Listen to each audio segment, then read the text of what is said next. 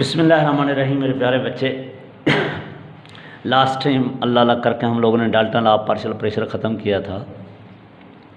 आज प्यारे बच्चे उससे अगली बात करने जा रहे हैं। First year chapter number 3 state of matter से related Graham's law of diffusion की बात करने जा रहा हूँ। ग्राम्स लॉ ऑफ डिफिजन और इफिशिएंस। ग्राम्स लॉ ऑफ डिफिजन और इफिशिएंस बहुत आसान सा टॉपिक है, गौर कीजिएगा मेरे प्यारे बच्चे। इस लॉ को पेश करने वाला एक इंग्लिश साइंटिस्ट थॉमस ग्राम्स ने बात की। 1805 से 1869 तक उसका लाइफ पीरियड था, जिंदा रहा। मेरे प्यारे बच्चे, अब ये लॉ क्या कहता है? रेट ऑफ डिफ्यूजन और effusion of gas is inversely proportional to the square root of its density और molar mass at constant temperature and pressure. ये बात क्या कह दी? गैस का फैलना इनवर्सली प्रोपोर्शनल होता है square root of its density, यानी जितनी डेंसिटी ज़्यादा होती जाएगी रेट ऑफ डिफ्यूजन उतना कम होता जाएगा। या डेंसिटी भी ना बोलो तो मोलर मास कह सकते हो, क्योंकि मोलर मास और डेंसिटी के दरमियान डायरेक्ट रिलेशनशिप होता है। तो आप लोग कह सकते हैं rate of diffusion of any gas is inversely proportional to square root of molar mass at constant temperature and pressure.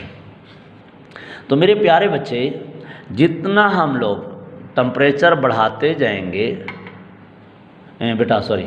Molar mass किसी गैस का बढ़ता जाएगा तो मोलर मास जितना ज़्यादा होगा रेट ऑफ डिफ्यूजन उतना कम होगा। इसका मतलब हैवियर गैस का रेट ऑफ डिफ्यूजन कम और लाइटर गैसेस का रेट ऑफ डिफ्यूजन ज़्यादा। यानी लाइटर गैसेस कम मास वाली ज़्यादा जल्दी से फैल जाती हैं, ज़्यादा मास वाली जल्दी से नहीं फैलती, लेट होती है। Rate of diffusion of any gas mathematically we can write as is inversely proportional to square root of density when temperature and pressure are kept constant. या इसको लिख सकते हैं रेट ऑफ डिफ्यूजन को मैंने आर से ज़ाहिर कर दिया, प्रोपोर्शनलिटी की जगह के लगा दिया, that is equal to K over D under root. D density of gas को ज़ाहिर करता है बेटा। रेट ऑफ डिफ्यूजन डेंसिटी इधर डिवाइड और इधर जाकर मल्टीप्लाई हो जाएगी। Rate of diffusion multiply square root of density is equal to के।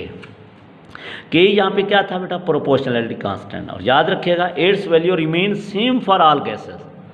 इस के की वैल्यू तमाम गैसेस के लिए सेम रहेगी अगर आपने टेम्परेचर और प्रेशर तमाम गैसेस के लिए सेम रखा हुआ है।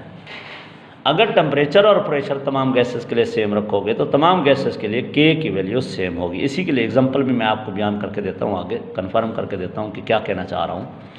Late we have two gases A and B having rate of diffusion as rate of diffusion of gas A is equal to RA, rate of diffusion of gas B is RB and their density are DA and DB respectively। हमारे पास दो gases हैं A और B और उनका rate of diffusion RA है and RB है और उनकी डेंसिटी जो है DA है DB है। ऊपर वाली इक्वेशन को फॉलो करें तो क्या हो जाएगा बेटा? Rate of diffusion square root of density of A is equal to constant. क्या मतलब? इसको पढ़ोगे कैसे? Product of rate of diffusion and square root of density always remain constant. इसी तरह गैस बी के लिए जब बोलोगे तो मेरे बच्चे क्या होगा?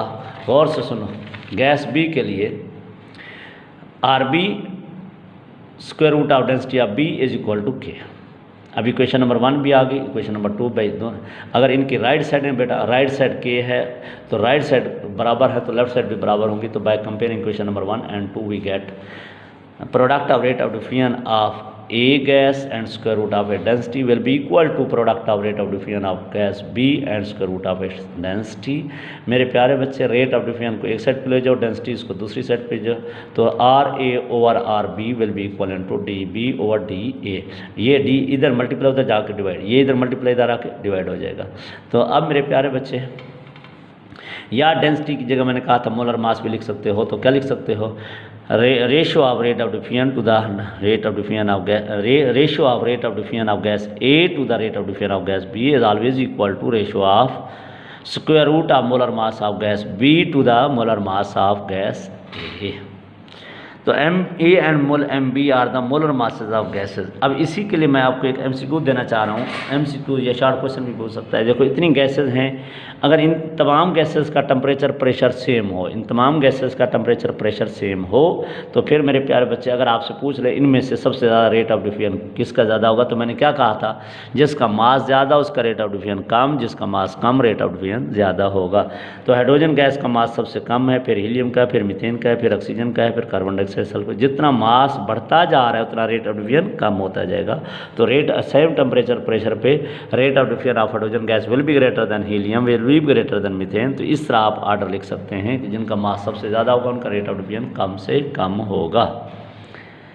अब मेरे प्यारे बच्चे, इस बात को समझने के लिए ये जितनी बातें आपसे प्रूव किए जा रहा हूँ कि कैसे होंगी, तो इसको जस्टिफाई करने के लिए अब मैं थ्योरी नहीं बोलूँगा, थ्योरी बोलूँगा लिखूँगा नहीं, मैंने डायग्राम के जरिए आपको समझाने की कोशिश करनी है। आपने तवज्जो से सुनना है, गौर से सुनना।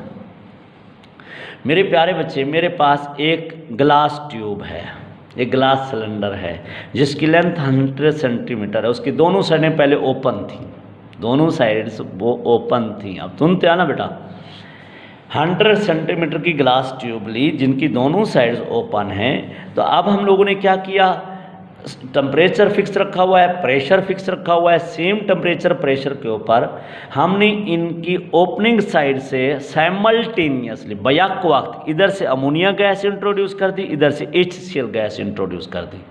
इधर से अमोनिया गैस, इधर से H, और ये दोनों गैसेस को बैक वक्त इंट्रोड्यूस करना है। टेम्परेचर भी सेम रखना है, प्रेशर भी सेम रखना है। तो हमने आपसे अभी कहा था gases move from high concentration to low concentration. जो ही हमने बैक वक्त दोनों गैसेस को इंट्रोड्यूस कर दिया तो फ़ौरन इधर से भी कॉटन प्लग से बंद कर दिया, इधर से भी कॉटन प्लग या ग्लास वूल से बंद कर दिया दोनों साइड्स को।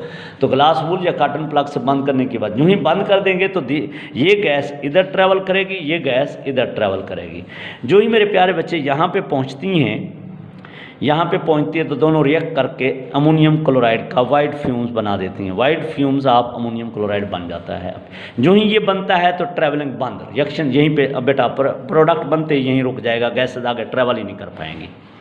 अब यहाँ पे आपको नज़र आ रहा है, यहाँ से लेके यहाँ तक जो फासला तय किया वो अमोनिया का है, यहाँ से यहाँ तक HCl का। अब यहाँ से क्या पता चला, फासला ज़्यादा किसने तय किया, अमोनिया गैस ने। क्यों? जितना ये फासला तय किया होगा वो उसका रेट ऑफ डिफ्यूजन होगा। अगर मैं अब आपसे कहूँ rate of diffusion of ammonia कितना है, 59.5 centimetre. Rate of diffusion of HCl कहूँ तो मेरे प्यारे बेटा रेट ऑफ HCl का 40.5 है। तो किसका रेट ऑफ डिफ्यूजन ज़्यादा है, अमोनिया का ज़्यादा है और इसका कम है। क्यों? मैंने अभी आपसे कहा था rate of diffusion is inversely proportional to molar mass. जितना मोलर मास ज़्यादा हो जाएगा रेट ऑफ डिफ्यूजन कम हो जाएगा। देखो मोलर मास ऑफ HCl कितना है, 36.5 gram per mole. Molar mass of HCl 36, molar mass of ammonia 17 gram per mole. किसका मोलर मास ज़्यादा है, HCl का। मोलर मास ज़्यादा है तो रेट ऑफ डिफ्यूजन कम है, उसने कम फासला तय किया गिवन टाइम के अंदर, सेम टेम्परेचर प्रेशर के ऊपर इसने ज़्यादा फासला तय किया। तो मेरे प्यारे बच्चे, this is the rate of diffusion of ammonia, this is the rate of diffusion of HCl। अब इस डायग्राम से फिर कंफर्म करेंगे हमारे पास क्या था equation, rate of diffusion of A, rate of, अब एक नहीं कहना, एक अमोनिया गैस एक HCl है, तो rate of diffusion of ammonia over rate of diffusion of HCl is equal to molar mass of HCl over molar mass of. इस equation का इस्तेमाल करते हुए ये इक्वेशन हम बना सकते हैं मेरे बेटा। अब जो ही ये हमारे पास है तो मोलर मास ऑफ अमोनिया, बेटा rate of diffusion of ammonia कितना हमने मालूम किया, 59.5। इस डायग्राम से गौर करो, मैंने क्या कहा था, this is the 59.5, this the rate of diffusion of ammonia over rate of diffusion of HCl जो कि 40.5 था। तो ओवर बेटा molar mass of HCl 36.5 over 17 under root, तो दोनों साइडों को हल करोगे तो 1.46। तो देखो क्या आया, रेशो सेम आ गई। इस तरह ला वेरीफाई हुआ कि हमारे पास ratio of rate of diffusion to the ratio of diffusion of gas A to the rate of diffusion of B will be equivalent to square root of ratio of molar mass of B to the molar mass of A। इस तरह मेरे प्यारे बच्चे ये law भी verify हुआ। इसी के ऊपर एक छोटी सी एग्जांपल भी सॉल्व कर लेते हैं ताकि आपको क्लियर हो जाए। हमारे पास हाइड्रोजन गैस है, दूसरी अननोन गैस है। एग्जांपल नंबर 7 बुक के अंदर बेटा अननोन गैस को मैंने x कह दिया। Rate of diffusion of x gas is 1, rate of diffusion of hydrogen gas 4। अच्छा ये पता कैसे चला कि ये 1 है, बुक पढ़ोगे तो बुक के अंदर एग्जांपल क्या है, स्टेटमेंट क्या दी हुई है कि unknown gas hydrogen gas unknown gas की निस्बत 4 गुना ज़्यादा इफ्यूज़ होती है गिवन टेम्परेचर प्रेशर के ऊपर। तो 4 गुना ज़्यादा होती है तो इसका मतलब अननोन गैस का 1 है तो हाइड्रोजन का 4 होगा। तो तो इसी तरह मोलर मास ऑफ हाइड्रोजन हम जानते हैं 2 ग्राम पर मोल होगा। Molar mass of unknown gas मालूम करने को कह दिया, तो according to law of Graham's of diffusion ratio of rate of diffusion of hydrogen gas to the ratio of to the बेटा rate of diffusion of unknown gas is equal to square root of molar mass of unknown gas. Inverse लिखना है ना आपस में। तो molar mass of hydrogen, अब value बेटा hydrogen gas का रेट ऑफ डिफ्यूजन कितना था 4, अननोन का 1 है, molar mass of unknown gas मालूम करना है, हाइड्रोजन का 2 है।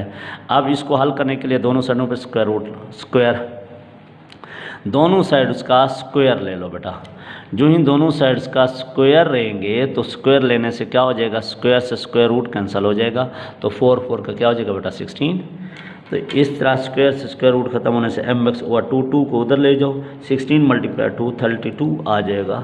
तो molar mass of unknown gas is 32 grams पर मोल्स आ जाएगा।